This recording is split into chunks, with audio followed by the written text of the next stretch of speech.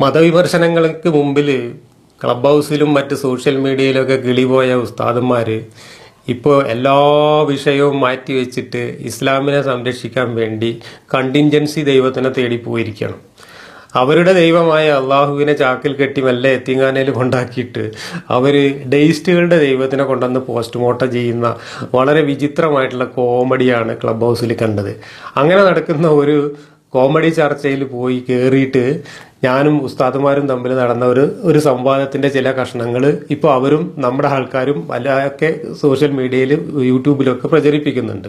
ആ ഉസ്താദുമാരുമായിട്ട് നടന്ന ആ ചർച്ച നിങ്ങൾ ശ്രദ്ധിച്ചിട്ടുണ്ടോ എന്നറിയില്ല. അതിനകത്ത് ഒരു ഘട്ടം എത്തിയപ്പോൾ ഉസ്താദുമാർ ഉത്തരം മുട്ടി കുഴങ്ങുന്നു എന്ന് കണ്ടപ്പോൾ ആ ചർച്ച വഴിതെറ്റിക്കുകയും ആ ചർച്ച അലങ്കോലപ്പെടുത്തുകയും ചെയ്തുകൊണ്ട് കുറെ ആളുകൾ, ചെറുപ്പക്കാരായിട്ടുള്ള ആളുകൾ രംഗത്ത് വരികയും ചർച്ച ആകെ കുളത്തിലാക്കുകയും ചെയ്ത കാഴ്ച നിങ്ങൾക്ക് ഇപ്പോൾ യൂട്യൂബിൽ കാണാം. ആ ചർച്ചയുടെ പൂർണ്ണരൂപം അതിൻ്റെ പല ഭാഗങ്ങളായിട്ട് യൂട്യൂബിലുണ്ട്.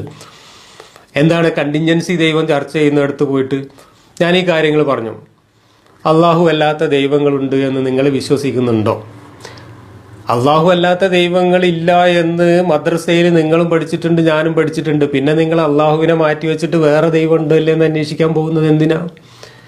അത് ചോദിച്ചപ്പോൾ എന്നോട് ചോദിച്ചു, നിങ്ങൾ നിരീശ്വരവാദിയാണോ അല്ലേ? ഞാൻ പറഞ്ഞു, ഞാൻ നിരീശ്വരവാദിയാണ്. ഏത് ഈശ്വരന്റെ കാര്യത്തിൽ? അള്ളാഹുവിന്റെ കാര്യത്തിൽ. ബാക്കിയുള്ള ഈശ്വരന്മാരെ കാര്യം അവിടെ നിൽക്കട്ടെ, അത് ചർച്ച ചെയ്യാൻ മുസ്ലിങ്ങളോട് ചർച്ച ചെയ്യേണ്ട കാര്യമില്ല. കാരണം നിങ്ങൾ വിശ്വസിക്കുന്നില്ല, ഞാനും വിശ്വസിക്കുന്നില്ല. പിന്നെ ഈ വിശ്വസിക്കാത്ത ദൈവത്തിനെ നമ്മൾ എന്തിനാ ചർച്ച ചെയ്യുന്നത്? അള്ളാഹുവിനെ ചർച്ച ചെയ്യാൻ നിങ്ങൾ തയ്യാറല്ല. നിങ്ങൾ മറ്റോരോ ദൈവത്തിനെ കൊണ്ടുവന്ന് ചർച്ച ചെയ്യാണ്. ഡെയിസ്റ്റുകളുടെ ദൈവത്തെ കുറിച്ചാണ് ചർച്ച ചെയ്യുന്നത്. ഡെയിസ്റ്റുകളുടെ ദൈവത്തിൽ ഞാൻ ഏതാണ് സ്റ്റാൻഡ് എടുക്കുന്നത് എന്ന് എന്നോട് അവർ ചോദിക്കുന്നത്. ഡെയിസ്റ്റുകളുമായിട്ട് തർക്കിക്കുമ്പോൾ ഞാനൊരു സ്റ്റാൻഡ് എടുക്കും. പക്ഷെ തീസ്റ്റുകളുമായി തർക്കിക്കുമ്പോഴുള്ള സ്റ്റാൻഡ് അല്ല ഡെയിസ്റ്റുകളുമായി തർക്കിക്കുമ്പോഴുള്ള സ്റ്റാൻഡ്. കാരണം ഈ ഡെയിസ്റ്റിന്റെ ദൈവവും തീസ്റ്റിന്റെ ദൈവവും അത്രമാത്രം വ്യത്യസ്തമാണ്. ഡെയിസ്റ്റിന്റെ ദൈവത്തിന്റെ കാര്യത്തിൽ നമ്മൾ കണ്ടിൻജൻസി ഒക്കെ പറഞ്ഞ് അവസാനം ബിഗ് ബാങ് ഒക്കെ പറഞ്ഞ് ബിഗ് ബാങ്ങിന്റെ അപ്പുറത്ത് സിംഗുലാരിറ്റി ഒക്കെ പറഞ്ഞ് സിംഗുലാരിറ്റിക്ക് അപ്പുറത്ത് ഒരു സൃഷ്ടാവുണ്ടോ ഇല്ല എന്നുള്ള തർക്കത്തിലേക്കാണ് അവർ കൊണ്ടുപോകുന്നത്. അങ്ങനെ ഈ ഒരു സ്രഷ്ടാവുണ്ട് എന്നോ ഇല്ല എന്നുള്ളതോ എൻ്റെ അറിവിൽപ്പെട്ട വിഷയമല്ല, ഞാൻ അറിയേണ്ട വിഷയം പോലുമല്ല. നമ്മൾ അറിയേണ്ട വിഷയമാണെങ്കിൽ അതൊക്കെ നേരിട്ട് അറിയാനുള്ള ബുദ്ധിയും കഴിവുമൊക്കെ നമുക്ക് ഉണ്ടാവേണ്ടതാണ്. പക്ഷെ നമുക്കിവിടെ നമ്മുടെ ചുറ്റുപാടിൽ സുഖമായും സുന്ദരമായും ജീവിക്കാൻ ആവശ്യമായിട്ടുള്ള അറിവ് നേടാനും ആ നേടിയ അറിവിനെ അനലൈസ് ചെയ്യാനും ഒക്കെ ഉള്ള കഴിവാണ് നമുക്ക് ബുദ്ധി എന്ന നിലക്ക് കിട്ടിയിട്ടുള്ളത്. അതല്ലാതെ നമ്മളുടെ അറിവിന്റെയും അന്വേഷണാത്മകതയുടെയും എല്ലാ പരിധിക്കും അപ്പുറത്ത് ഈ പ്രപഞ്ചത്തിന്റെ അങ്ങേ അറ്റത്ത് പോയിട്ട് അവിടെ എന്തെങ്കിലും ഉണ്ടോ എന്ന് അന്വേഷിക്കാനൊന്നുമുള്ള കഴിവും ബുദ്ധിയൊന്നും മനുഷ്യനില്ല. ആ ഉള്ള കഴിവ് വെച്ച് നമ്മൾ അന്വേഷണം നടത്തിക്കൊണ്ടിരിക്കുന്ന ആ അന്വേഷണങ്ങളൊന്നും എവിടെ എത്തിയിട്ടില്ല. ഇപ്പൊ സിംഗുലാരിറ്റി പറഞ്ഞു, ബിഗ് ബാങ് പറഞ്ഞു. എന്താണ് സിംഗുലാരിറ്റി എന്ന് പോലും വിശദീകരിക്കാൻ സയൻസിന് കഴിയില്ല. കഴിയാത്തതിന്റെ കാരണം സയൻസ് വ്യക്തമാക്കിയിട്ടുണ്ട്. കാരണം സയൻസിന്റെ കയ്യിലുള്ള എല്ലാ അളവുകോലുകളും അപ്രസക്തമാവുകയും അനിശ്ചിതത്വത്തിലേക്ക് എത്തുകയുമാണ് ചെയ്യുന്നത് അവിടെ എത്തുന്നതോടുകൂടി. അങ്ങനെ സയൻസിന്റെ കയ്യിലുള്ള ഒരു ടൂളും പ്രയോഗിക്കാൻ പറ്റാത്ത ഒരു മേഖലയിൽ പോയിട്ട് സയൻസിന് ഒന്നും ചെയ്യാൻ കഴിയില്ല, ഒന്നും അറിയാൻ കഴിയില്ല. അവിടെ അനിശ്ചിതം എന്ന് പറഞ്ഞിട്ട് അന്വേഷണം അവസാനിപ്പിക്കാനേ കഴിയുള്ളൂ. അങ്ങനെ അവസാനിച്ച് നിൽക്കുന്ന, അല്ലെങ്കിൽ ഇനി മറ്റെന്തെങ്കിലും ടൂള് കണ്ടെത്തിയിട്ട് കടക്കാൻ പറ്റുമോ എന്ന് അന്വേഷിച്ചുകൊണ്ടിരിക്കുന്ന ഒരു ഘട്ടം നോക്കിയിട്ട് അവിടെ ഇതാ ഞങ്ങൾ ദൈവത്തിനെ കണ്ടെത്തി എന്ന് പറഞ്ഞുകൊണ്ട് ദൈവത്തിനെ അവിടെ കൊണ്ടേ സ്ഥാപിക്കുകയാണ്. ആ ദൈവം അവിടെ ഉണ്ട് എന്ന് മാത്രം നമ്മൾ ഈ ലോജിക്ക് വെച്ചിട്ടും ഈ സയൻസ് വെച്ചിട്ടും ഒക്കെ അങ്ങ് സമ്മതിച്ചു കൊടുത്താൽ അവർക്ക് തൽക്കാലം ഞങ്ങൾ ദൈവത്തെ അംഗീകരിച്ചേ എന്ന് പറയാം. എന്നിട്ട് പിന്നെ അവർക്ക് അവരുടെ ദൈവത്തിലേക്ക് ചാടാം. നമ്മൾ പറയുന്നത് നമ്മൾ ദൈവത്തെക്കുറിച്ച് അറിവ് നേടുന്നത് ഈ പ്രപഞ്ചത്തിന്റെ അപ്പുറത്ത്, ബിഗ് ബാങ്ങിന്റെ അപ്പുറത്ത്, ഈ സിംഗുലാരിറ്റിക്ക് അപ്പുറത്ത് പോയി ഇങ്ങനെ നോക്കിയിട്ട് അവിടെ ഇല്ല എന്ന് മനസ്സിലാക്കിയിട്ടല്ല നമ്മൾ ദൈവം ഇല്ല എന്ന് പറഞ്ഞത്. നമ്മൾ ദൈവത്തെക്കുറിച്ച് മനസ്സിലാക്കിയത് എവിടുന്ന? ദൈവത്തെക്കുറിച്ച് പറയുന്ന കിതാബുകളിൽ നിന്നാണ്, ദൈവത്തെക്കുറിച്ച് പറയുന്ന കഥകളിൽ നിന്നാണ്, നമ്മളെ ചെറുപ്പത്തിലെ വിശ്വസിച്ചിരുന്ന കഥകളിൽ നിന്നാണ്. ആ കഥകളിലെ ദൈവമാണ് നമ്മൾ ഇല്ല എന്ന് പറയുന്നത്. ഇല്ല എന്ന് മാത്രമല്ല, ആ ദൈവം ഉണ്ടാവുക സാധ്യമല്ല എന്നും അത് ഉണ്ടാവേണ്ട ആവശ്യമില്ല എന്നുമാണ് നമ്മൾ പറഞ്ഞത്. ഇവിടെ ഉസ്താദുമാര് ഈ വിഷയത്തിൽ നിന്ന് വഴിതിരിച്ചിട്ട് ഒരു ചോദ്യവുമായിട്ട് വരികയാണ്. എന്താ ചോദ്യം? തുടക്കമില്ലാത്ത ഒരു സാധനത്തിന് തുടക്കമുണ്ടാവണമെങ്കിൽ അതിനൊരു തുടക്കക്കാരൻ വേണ്ടേ എന്നാണ് ചോദ്യം. അവിടെ ഉസ്താദുമാർ ഒരു പ്രസ്താവന നടത്തുകയാണ്, എന്നിട്ട് വേറൊരു പ്രസ്താവന നടത്തുകയാണ്. എന്നിട്ട് ഈ രണ്ട് പ്രസ്താവനകളുടെ ചേർത്തിട്ട് ഇവരെന്നെ ഒരു സമവാക്യം ഉണ്ടാക്കിയിട്ട് അതൊരു പ്രസ്താവനയാക്കിയിട്ട് ഇറക്കാം. എന്ന് വെച്ചാൽ ഒരു തരം ലോജിക്കൽ സർക്കുലാർ ലോജിക്ക് അല്ലെങ്കിൽ സർക്കുലാർ ഫാലസി എന്ന് പറയുന്ന ഒരു സാധനം കൊണ്ടുവരാം. അപ്പോൾ ഉസ്താദുമാർ പറയാണ് ഒരു സാധനത്തിന് ഒരു തുടക്കം ഈ തുടക്കമില്ലാത്തൊരു സാധനം തുടങ്ങണമെങ്കിൽ ഒരാൾ വേണം എന്ന്. അപ്പം ഞാൻ അവരോട് ചോദിച്ചു, എന്നാൽ നിങ്ങൾ ഈ തുടക്കമില്ലാത്തൊരു സാധനം ഒരാളുണ്ടാക്കുന്നതിൻ്റെ ഒരു സിമ്പിളായിട്ടുള്ള ഒരു ഉദാഹരണം എനിക്കൊന്ന് പറഞ്ഞു തരും, കാണിച്ചു തരും എന്ന് പറഞ്ഞ ഉസ്താദന്മാർക്ക് ഉത്തരവില്ല. അപ്പോൾ അവർക്ക് ഈ പ്രപഞ്ചത്തിന് തുടക്കമില്ല, അതിന് തുടക്കക്കാരൻ വേണം എന്ന് മാത്രമേ അവർ പ്രസ്താവനയായിട്ട് പറയുന്നുള്ളൂ. ആ ഒരു പ്രസ്താവനയിലേക്ക് അവർ എത്തിച്ചേർന്ന ലോജിക്കിന് കാരണമായ ഒരു ഉദാഹരണം അവർക്ക് ഈ പ്രകൃതിയിൽ നിന്നോ നമ്മുടെ ചുറ്റുപാടിൽ നിന്നോ കാണിച്ചു തരാൻ കഴിയുന്നില്ല.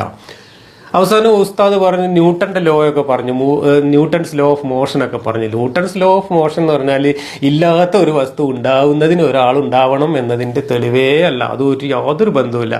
ഈ പ്രപഞ്ചത്തിലുള്ള മൂവിങ് വസ്തുക്കൾ, ആ പ്രപഞ്ചത്തിലുള്ള ഊർജം, ഈ പ്രപഞ്ചത്തിലുള്ള ബലം, ഇതെല്ലാം കൂടെ ചേർന്നുള്ള ഇന്ററാക്ഷനെ വ്യാഖ്യാനിക്കുന്നിടത്താണ് ന്യൂട്ടൺസ് ലോ ഓഫ് മോഷൻ ഒക്കെ വരുന്നത്. അത് തന്നെ പ്രപഞ്ചത്തിലെ സൂക്ഷ്മതലത്തിലേക്കോ സ്ഥൂലതലത്തിലേക്കോ പോകുന്നതോടുകൂടി അപ്രസക്തമാകുന്ന നിയമങ്ങളുമാണ്. അത് എടുത്തുകൊണ്ടുവന്നിട്ട് ഇതാ ഈ ഒരു വസ്തു മൂവ് ചെയ്യണമെങ്കിൽ, അൺമൂവിങ് ആയിട്ടുള്ളൊരു വസ്തു മൂവ് ചെയ്യണമെങ്കിൽ എക്സ്റ്റേണൽ ഫോഴ്സ് വേണമല്ലോ എന്നുള്ള ന്യൂട്ടന്റെ സിദ്ധാന്തം കൊണ്ടുവന്നിട്ടാണ് ഇവിടെ സ്ഥാപിക്കാൻ ശ്രമിക്കുന്നത്. അവിടെ എക്സ്റ്റേണൽ ഫോഴ്സ് എന്ന് പറയുന്നത് എക്സ്റ്റേണൽ അല്ല, അത് ഈ പ്രകൃതിയിൽ പ്രപഞ്ചത്തിലുള്ള ഫോഴ്സാണ്. ആ വസ്തു അത് മൂവ് ചെയ്യാതിരിക്കുക, മൂവ് ചെയ്യുക എന്നുള്ള അവസ്ഥയൊക്കെ ഈ പ്രപഞ്ചത്തിന്റെ ഭാഗമാണ്. അതിനെ മൂവ് ചെയ്യിക്കാനുള്ള ഈ പറയുന്ന ഫോഴ്സ് എന്ന് പറയുന്നതും പ്രപഞ്ചത്തിന്റെ ഭാഗമാണ്, അതൊന്നും എക്സ്റ്റേണൽ അല്ല. എന്ന് മാത്രമല്ല, അവിടെ ഇല്ലാത്തൊരു വസ്തു ഉണ്ടാവുന്നേ ഇല്ല, അവിടെ ഒരു സൃഷ്ടി നടക്കുന്നില്ല, അവിടെ ഉണ്ടാകാത്ത ഒരു വസ്തുവിനെ ഉണ്ടാക്കാൻ ഒരാളും വരുന്നില്ല. അവിടെ ഉള്ള വസ്തുക്കൾ എങ്ങനെയാണ് പ്രവർത്തിക്കുന്നത്, പ്രപഞ്ച നിയമം അനുസരിച്ച് എങ്ങനെയാണ് പ്രവർത്തിക്കുന്നത് എന്നതിൻ്റെ ഭൗതിക സിദ്ധാന്തങ്ങളാണ് ന്യൂട്ടനും മറ്റുമൊക്കെ അവിടെ ആവിഷ്കരിക്കുന്നത്. എൻ്റെ ചോദ്യം അതായിരുന്നില്ല. എൻ്റെ ചോദ്യം, ഇല്ലാത്ത, സമ്പൂർണമായി ഇല്ലാത്ത ഒരു വസ്തു ഉണ്ടാവുന്നു, അത് ഉണ്ടാവണമെങ്കിൽ ഒരാളത് ഉണ്ടാക്കണം എന്ന ലോജിക്കിൻ്റെ തെളിവായിട്ട് ഒരാൾ ഉണ്ടാക്കുന്ന ഒരു വസ്തു കാണിച്ചു തരുമെന്നാണ്. ഞാൻ ഇതുവരെ കണ്ടിട്ടില്ല, കേട്ടിട്ടില്ല, അറിഞ്ഞിട്ടില്ല. അതുകൊണ്ടാണ് ഞാൻ ചോദിക്കുന്നത്. കണ്ടിരുന്നു, കേട്ടിരുന്നു, സായിബാബ ശൂന്യതയിൽ നിന്ന് വാച്ചെടുക്കുന്നു, സ്വർണ്ണ ചെയിൻ എടുക്കുന്നു എന്നൊക്കെ നമ്മൾ കേട്ടിരുന്നു. പക്ഷേ അതെന്താണെന്ന്, തട്ടിപ്പാണെന്ന് ഞങ്ങൾക്കത് കേട്ടപ്പോഴേ മനസ്സിലായി. ആ തട്ടിപ്പ് പിന്നെ നമ്മൾ പൊളിക്കുകയും ചെയ്തു.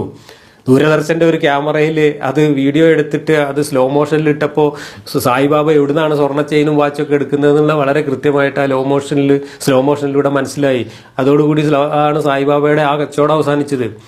അപ്പൊ അങ്ങനെ ചില സിദ്ധന്മാരും ദിവ്യന്മാരും തട്ടിപ്പുകാരും അവകാശപ്പെടുന്നിടത്തല്ലാതെ ഈ പ്രപഞ്ചത്തിൽ എവിടെയും ഇല്ലാത്ത ഒരു വസ്തു ആരും ഒരാളും സൃഷ്ടിക്കുന്നതായി കണ്ടിട്ടില്ല. അപ്പൊ പിന്നെ ഒരു വസ്തു ഉണ്ടാവണമെങ്കിൽ, ഇല്ലാത്ത ഒരു വസ്തു ഉണ്ടാവണമെങ്കിൽ ഒരാൾ ഉണ്ടാക്കണം എന്ന സിദ്ധാന്തത്തിന്റെ ലോജിക്ക് ഉസ്താദുമാർക്ക് എവിടെ നിന്ന് കിട്ടി എന്നായിരുന്നു എൻ്റെ ചോദ്യം. ആ ചോദ്യത്തിന് ഉസ്താദുമാർക്ക് ഉത്തരമില്ല. അവരൊരു പ്രസ്താവന നടത്താം, ഇല്ലാത്തൊന്നും ഉണ്ടാവണമെങ്കിൽ ഒരാൾ ഉണ്ടാവണം. എവിടുന്ന് കിട്ടി ഈ വിവരം? ഒരാളില്ലാതെ ഒരു വസ്തു ഉണ്ടാവില്ല എന്ന് വിവരം നിങ്ങൾക്ക് എവിടുന്ന് കിട്ടി? അങ്ങനെ കിട്ടണമെങ്കിൽ അതിനൊരു ലോജിക്ക് വേണ്ടേ, അതിനൊരു തെളിവ് വേണ്ടേ, അതിനൊരു ഉദാഹരണം വേണ്ടേ? അതില്ല. എന്നിട്ട് അങ്ങനെ ഒരു പ്രസ്താവന നടത്തിയിട്ട് ആ പ്രസ്താവന കൊണ്ടുപോയിട്ട് പ്രപഞ്ചത്തുമ്പിൽ അപ്ലൈ ചെയ്യാണ്. അവിടെയും വേറൊരു പ്രസ്താവന, ഒരു നുണ പ്രസ്താവന, അല്ലെങ്കിൽ നുണയാണോ നേരാണോ എന്ന് ആർക്കും അറിയാത്തൊരു പ്രസ്താവന കൊണ്ട് നടക്കുന്നു. പ്രപഞ്ചം ഇല്ലായിരുന്നു, അത് പിന്നെ ഉണ്ടായി. എവിടുന്ന് എന്താ തെളിവ്? ബിഗ് ബാങ് തിയറി ഒന്നും ഇല്ലായിരുന്നു, ശൂന്യതയിൽ നിന്ന് ഉണ്ടായി എന്ന് തെളിയിച്ചിട്ടില്ല. ബിഗ് ബാങ് തിയറി അനുസരിച്ചാണെങ്കിൽ ഒരു സിംഗുലാരിറ്റിയിൽ നിന്ന് വികസിച്ചു വരുന്നു എന്ന് മാത്രമേ പറഞ്ഞിട്ടുള്ളൂ. ആ സിംഗുലാരിറ്റി എന്താണെന്ന് വിശദീകരിക്കാൻ കഴിയാത്ത അവസ്ഥയിൽ, അത് അനിശ്ചിതാവസ്ഥയിൽ നിൽക്കുകയാണ് എന്നാണ് സയൻസിന്റെ നിലപാട്. അപ്പോൾ ആ അനിശ്ചിതാവസ്ഥയെ പോയിട്ട് അത് ശൂന്യതയാണെന്നും ആ ശൂന്യതയിൽ അപ്പുറത്ത് ദൈവം ഉണ്ടായിരുന്നു എന്നും മൂപ്പര് പൊട്ടിത്തെറിച്ചിട്ടാണ്, അല്ലെങ്കിൽ മൂപ്പര് പൊട്ടിത്തെറിപ്പിച്ചിട്ട് പടക്കം പൊട്ടിച്ചിട്ടാണ് പ്രപഞ്ചം ഉണ്ടാക്കിയത് എന്നൊക്കെയുള്ള കഥയാണ്. അത് ഇവരുടെ കഥയെ ഈ ശാസ്ത്രവുമായിട്ട് അവർ ഒട്ടിക്കുകയാണ്. പക്ഷെ അതിനൊന്നും ലോജിക്കലായിട്ടോ മെറ്റീരിയലായിട്ടോ ഒരു തെളിവുമില്ല. ഇവരുടെ പ്രസ്താവനകളാണ് ഇവർ തെളിവുകളായിട്ട് അവതരിപ്പിക്കുന്നത്.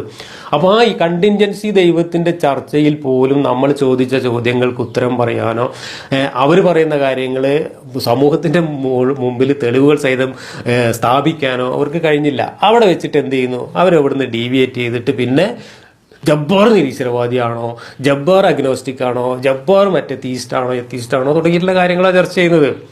ഇത് ഈ കാര്യത്തിൽ ഞാൻ എൻ്റെ സ്റ്റാൻഡും എൻ്റെ നിലപാടും എൻ്റെ യുക്തിവാദ ചരിത്രത്തിൽ പല ഘട്ടങ്ങളിലും വ്യക്തമാക്കിയിട്ടുള്ളതാണ്. നിങ്ങൾക്ക് എൻ്റെ ബ്ലോഗ് വായിച്ചാൽ അറിയാം. ബ്ലോഗിൽ ഞാൻ ആ കാര്യങ്ങൾ എഴുതിയിരുന്നു. എൻ്റെ പഴയ വീഡിയോകളുണ്ട്, എൻ്റെ പഴയ പ്രസംഗങ്ങളുടെ വീഡിയോ ഉണ്ട്. ഞാൻ കാളികാവിൽ ഒരു അറബിക് കോളേജിൽ ഒരു സംവാദത്തിൽ സംസാരിക്കുന്നതിൻ്റെ വീഡിയോ ഉണ്ട്.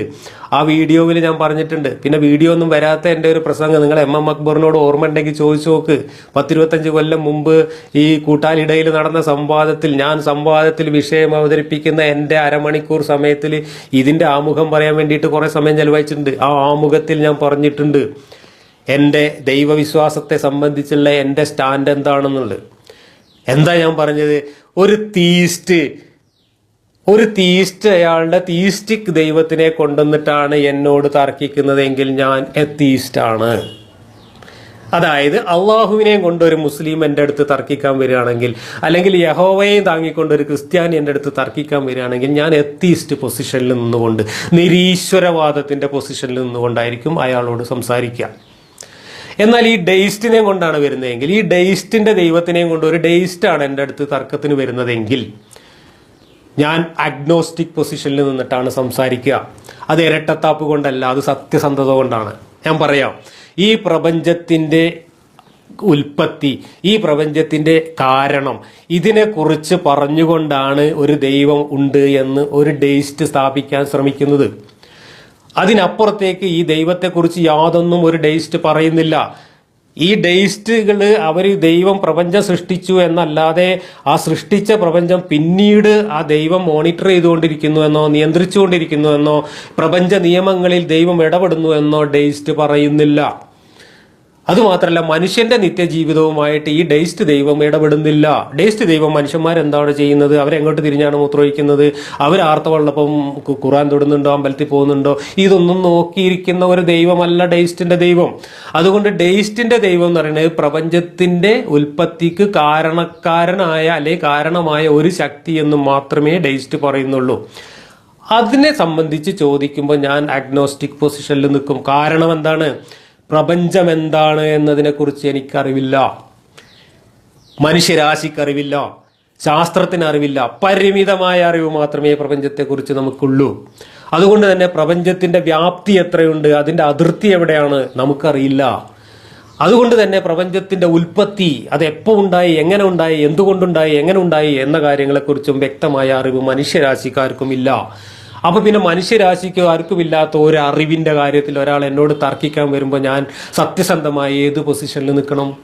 ഞാൻ അഗ്നോസ്റ്റിക് പൊസിഷനിൽ നിൽക്കും. എനിക്കറിയില്ല പ്രപഞ്ചം എന്താണെന്ന് എനിക്കറിയില്ല, പ്രപഞ്ചത്തിന്റെ വ്യാപ്തി എത്ര എന്ന് എനിക്കറിയില്ല, പ്രപഞ്ചത്തിന്റെ അതിർത്തി എവിടെയാണെന്ന് എനിക്കറിയില്ല, പ്രപഞ്ചം എങ്ങനെ ഉണ്ടായി എന്ന് എനിക്കറിയില്ല, പ്രപഞ്ചം ഉണ്ടായതാണോ അവിടെ ഉണ്ടായിരുന്നതാണോ എന്ന് എനിക്കറിയില്ല, ശൂന്യതയിൽ നിന്നാണോ പ്രപഞ്ചം ഉണ്ടായത്, അതല്ല മറ്റെന്തിൽ നിന്നാണോ എനിക്കറിയില്ല, അതിന്റെ അപ്പുറത്ത് വേറെന്തെങ്കിലും ഒരു ശക്തി ഉണ്ടോ അല്ലെങ്കിൽ ഒന്നിലധികം ശക്തികളുണ്ടോ, ഇതൊന്നും എനിക്കറിയില്ല. അതുകൊണ്ട് ഒരു ഡെയിസ്റ്റ് വന്നിട്ട് എന്നോട് ഈ ദൈവത്തിനെ കൊണ്ടുവന്ന് തർക്കിക്കാൻ വരുമ്പോൾ ഡെയിസ്റ്റിന്റെ മുമ്പിൽ ഞാൻ രണ്ടാമത്തെ പൊസിഷൻ എടുക്കും, അഗ്നോസ്റ്റിക് പൊസിഷൻ. അത് സത്യസന്ധത കൊണ്ടാണ്. എനിക്കറിയില്ല എന്നുള്ളത് സത്യമാണ്. അറിയില്ല എന്ന് പറയുന്നത് സത്യസന്ധമായ നിലപാടാണ്. അവിടെ നിങ്ങൾക്ക് അറിഞ്ഞേ പറ്റൂ എന്ന് നിർബന്ധം പിടിച്ചിട്ട് ഒരു കാര്യമില്ല. നിങ്ങൾ പറയുന്ന പൊട്ടക്കഥകളോ നുണകളോ വിശ്വസിക്കാൻ വേണ്ടിയിട്ട് എന്നെ സത്യസന്ധമായി എനിക്ക് അറിയില്ല എന്ന് പറയുന്ന കാര്യം വെച്ചുകൊണ്ട് നിങ്ങൾ എന്നെ പരിഹസിക്കാൻ വരേണ്ടതില്ല. എനിക്കറിയില്ല എന്നതുകൊണ്ടാണ് ഞാൻ അറിയില്ല എന്ന് പറയുന്നത്. ഇതാണ് എൻ്റെ രണ്ടാമത്തെ പൊസിഷൻ. ഇനി മറ്റൊരു കൂട്ടരുണ്ട്, പാൻതിസ്റ്റുകൾ എന്ന് പറയുന്നൊരു കൂട്ടരുണ്ട്. എന്താ പാൻതിസം? ഈ പ്രപഞ്ചത്തിന്റെ ചൈതന്യമാണ് ഈശ്വരൻ എന്ന് പറയുന്ന ഒരു ദാർശനികവാദമുണ്ട്. പ്രപഞ്ചത്തിന്റെ ചൈതന്യമാണ് ഈശ്വരൻ. പ്രപഞ്ചത്തിന്റെ ചലനാത്മകത, അതിന്റെ പരിണാമാത്മകത, അതിന്റെ ജീവൻ, അതിന്റെ ആത്മാവ്, അതിന്റെ പരമാത്മാവ്, അതിന്റെ പരമാത്മ ചൈതന്യം, ഇതാണ് ഈശ്വരൻ എന്ന് പറയുന്ന ഒരു വാദമുണ്ട്. ആ വാദം ഉന്നയിക്കുന്നവർ പറയുന്നത് ഞാനും നിങ്ങളും ഒക്കെ ഈശ്വരൻ തന്നെയാണ് എന്നാണ്. കാരണം പ്രപഞ്ചത്തിന്റെ ചൈതന്യം തന്നെയാണ് എൻ്റെ ഉള്ളിലും വർക്ക് ചെയ്യുന്നത്. ഞാനിപ്പോൾ ഈ സംസാരിക്കുന്നത് എനിക്കൊരു ചൈതന്യം ഉള്ളത് കൊണ്ടാണ്. ആ ചൈതന്യം പ്രപഞ്ച ചൈതന്യമാണ്, പ്രകൃതിയിലെ ചൈതന്യമാണ്. അപ്പോൾ എനിക്കത് നിഷേധിക്കാൻ പറ്റും? ഇല്ല. അപ്പോൾ ഞാൻ ഏത് പൊസിഷനിൽ നിൽക്കും? ഞാനത് സത്യമാണ്, ഞാനത് അംഗീകരിക്കും. അതാണ് ഈശ്വരനെങ്കിൽ ഞാൻ ഈശ്വര വിശ്വാസി മാത്രമല്ല, ഞാൻ ഈശ്വരനാണ്. ഈ പാൻതീസ്റ്റിന്റെ വാദം സത്യമാണെങ്കിൽ അതനുസരിച്ച് ഈ പ്രപഞ്ചത്തിന്റെ ആത്മചൈതന്യമാണ് ഈശ്വരനെങ്കിൽ, പ്രപഞ്ചത്തിന്റെ ചൈതന്യമാണ് ഈശ്വരനെങ്കിൽ, പ്രപഞ്ചത്തിലെ ഊർജമാണ് ഈശ്വരനെങ്കിൽ, ആ ചൈതന്യത്തിന്റെ ആ ഊർജത്തിന്റെ ഭാഗമായിട്ടാണ് ഞാനിവിടെ ഉണ്ടായതും ഞാനിവിടെ വർക്ക് ചെയ്യുന്നതും ഞാനിവിടെ ജീവിക്കുന്നതും ഞാനിവിടെ സംസാരിക്കുന്നതും ഞാനിവിടെ ചിന്തിക്കുന്നതും. അപ്പൊ പിന്നെ ഞാനും ആ പ്രപഞ്ചത്തിന്റെ ഭാഗമാണ്, ഞാനും ഈശ്വരനാണ്. അത് ഈശ്വരനാണെങ്കിൽ ഞാനും ഈശ്വരനാണ്. എനിക്കെന്തിനാ പതിൽ തർക്കിക്കേണ്ട കാര്യം? അപ്പൊ ഞാൻ ഈശ്വരനാണ് എന്ന നിലപാടെടുക്കും പാൻതീസ്റ്റിന്റെ മുമ്പിൽ. ഞാൻ അഗ്നോസ്റ്റിക് ആണ് എന്ന നിലപാടെടുക്കും ഡെയിസ്റ്റിന്റെ മുമ്പിൽ. ഞാൻ എത്തീസ്റ്റാണ് എന്ന നിലപാടെടുക്കും തീയിസ്റ്റിൻ്റെ മുമ്പിൽ. ഇതാണ് ദൈവവിശ്വാസം സംബന്ധിച്ച എൻ്റെ നിലപാട്. ഇത് ഇപ്പോൾ ഉണ്ടാക്കിയ നിലപാടല്ല, ഞാൻ തുടക്കം മുതൽ സ്വീകരിച്ചിട്ടുള്ള നിലപാടാണ്. തെളിവുകൾ നിങ്ങൾക്ക് എൻ്റെ പഴയ പ്രസംഗങ്ങളിൽ, എൻ്റെ പഴയ എഴുത്തുകളിലും ഒക്കെ നോക്കിയാൽ കാണാം. ഇല്ലെങ്കിൽ നിങ്ങൾ MM അക്ബറിനോട് ചോദിച്ചാൽ മതി. ഞാൻ കൂട്ടാലിടയിൽ 25 വർഷം മുമ്പ് അവരുടെ സംവാദത്തിൽ വിഷയം അവതരിപ്പിച്ചപ്പോൾ ദൈവത്തിൻ്റെ കാര്യത്തിൽ എൻ്റെ നിലപാട് ഇതാണെന്ന് ആമുഖമായി പറഞ്ഞത് ഓർമ്മ ഉണ്ടോ എന്ന് ചോദിച്ചാൽ മതി. ഓർമ്മ ഉണ്ടെങ്കിൽ ചിലപ്പോൾ പറഞ്ഞു തരും. വേറെ 2 പേരുണ്ടായിരുന്നു, ഇപ്പോൾ മരിച്ചുപോയി, 2 പേരും ഇല്ല. അതിൽ പങ്കെടുത്ത ഒരാൾ ഇപ്പോൾ ജീവിച്ചിരിക്കുന്ന അക്ബർ മാത്രമേ ഉള്ളൂ. അക്ബറിന് ഓർമ്മ ഉണ്ടെങ്കിൽ അക്ബർ പറഞ്ഞു തരും ഈ നിലപാടെടുത്തിട്ടുണ്ടോയെന്ന്. ഇതെൻ്റെ നിലപാട്, അതാണ് സത്യസന്ധമായ നിലപാടാണ്. അതല്ലാതെ ആരുടെയും ഒരു ഈശ്വരനും ഇല്ല എന്ന് പറയുന്ന നിലപാട് ഞാൻ ഒരിക്കലും എടുത്തിട്ടില്ല. അങ്ങനെ ഒരു നിലപാട് എടുക്കേണ്ട കാര്യവുമില്ല. ഇതിൽ തർക്കിക്കേണ്ട കാര്യവുമില്ല. ഒരു ഡെയിസ്റ്റിൻ്റെയോ പാൻതീസ്റ്റിൻ്റെയോ ദൈവത്തിൻ്റെ അസ്തിത്വത്തെക്കുറിച്ച് മനുഷ്യർ തർക്കിക്കേണ്ട കാര്യം തന്നെ ഇല്ല. കാരണം ആ ദൈവങ്ങളൊന്നും മനുഷ്യന്റെ ജീവിതത്തിൽ വന്ന് ഇടപെടുന്നില്ല, മനുഷ്യ ജീവിതത്തെ ഇടങ്ങേറിലാക്കുന്നില്ല, മനുഷ്യന്റെ ദൈനംദിന ജീവിതത്തെ മോണിറ്റർ ചെയ്യുന്നില്ല, മനുഷ്യനെ ശിക്ഷിക്കാനും രക്ഷിക്കാനും ഈ ദൈവങ്ങളൊന്നും വരുന്നില്ല. നിങ്ങൾ അങ്ങനെ ചെയ്യൂ, ഇങ്ങനെ ചെയ്തു, നിങ്ങൾ ഇന്നെ ആരാധിക്കൂ എന്ന് പറഞ്ഞിട്ട് ഇവർ ആരാധനയും ചോദിച്ചിട്ട് നമ്മളെ പിന്നാലെ വരുന്നില്ല. ആരാധന കിട്ടിയില്ലെങ്കിൽ നിങ്ങളെ ഞാൻ അടുപ്പിലിട്ട് കത്തിക്കും എന്ന് പറയുന്ന ഈ ദൈവങ്ങൾ ആരും നമ്മളെ ഭീഷണിപ്പെടുത്തുന്നില്ല. നിങ്ങൾ എന്നെ ആരാധിച്ചാൽ നിങ്ങൾക്ക് കള്ളും പെണ്ണും തരാൻ തുടങ്ങിയിട്ടുള്ള ബാലിശമായിട്ടുള്ള പ്രലോഭനങ്ങളുമായിട്ടൊന്നും ഈ ദൈവങ്ങൾ നമ്മുടെ പിന്നാലെ വരുന്നില്ല. നിങ്ങൾ തട്ടമിടേണ്ടത് ഇങ്ങനെ, നിങ്ങൾ വസ്ത്രം ധരിക്കേണ്ടത് ഇങ്ങനെ, നിങ്ങൾ ഭക്ഷണം കഴിക്കേണ്ടത് ഇങ്ങനെ, നിങ്ങൾ കുളിക്കേണ്ടത് ഇങ്ങനെ എന്നൊന്നും പറഞ്ഞ് നമ്മളുടെ ജീവിതത്തെ ഈ ദൈവങ്ങളാരും നേരിട്ട് വന്നിട്ട് ഇടങ്ങേറിലാക്കുന്നില്ല. അതുകൊണ്ട് തന്നെ ഒരു ഡെയിസ്റ്റിൻ്റെയോ ഒരു പാൻതീസ്റ്റിൻ്റെ ദൈവം ഉണ്ടോ ഇല്ലേ എന്ന് പറഞ്ഞ് തർക്കിച്ച് സമയം കളയാൻ നമുക്ക് സമയമില്ല. കാരണം നമുക്കിവിടെ ജീവിതമാണ് പ്രശ്നം, നമുക്കിവിടെ സമൂഹമാണ് പ്രശ്നം, നമുക്കിവിടെ സമൂഹത്തിൻ്റെ ധാർമ്മികതയാണ് പ്രശ്നം. സമൂഹത്തിൻ്റെ നീതിയും അനീതിയും ധാർമ്മികതയും ജീവിതവും പുരോഗതിയും ഒക്കെയാണ് നമ്മുടെ പ്രശ്നം. ആ രംഗത്ത് പ്രവർത്തിക്കുന്നവരാണ് നമ്മൾ. അതുകൊണ്ട് മനുഷ്യ സമൂഹത്തെ, അവരുടെ ജീവിതത്തെ, അവരുടെ ദൈനംദിന ജീവിതത്തെ, അവരുടെ ധാർമ്മിക ജീവിതത്തെ നേരിട്ട് വന്ന് ഇടപെടുന്ന ദൈവങ്ങൾ എന്ന് പറയുന്നത് മതദൈവങ്ങളാണ്, എത്തീസ്റ്റ് ദൈവങ്ങളാണ്. ആ ദൈവങ്ങളെ ഞങ്ങൾ ചോദ്യം ചെയ്യും. കാരണം ആ ദൈവങ്ങൾ മനുഷ്യനെ ബാധിക്കുന്ന ദൈവങ്ങളാണ്, മനുഷ്യന്റെ ജീവിതത്തെ ബാധിക്കുന്ന ദൈവങ്ങളാണ്, മനുഷ്യന്റെ ധാർമ്മികതയെ ബാധിക്കുന്ന ദൈവങ്ങളാണ്.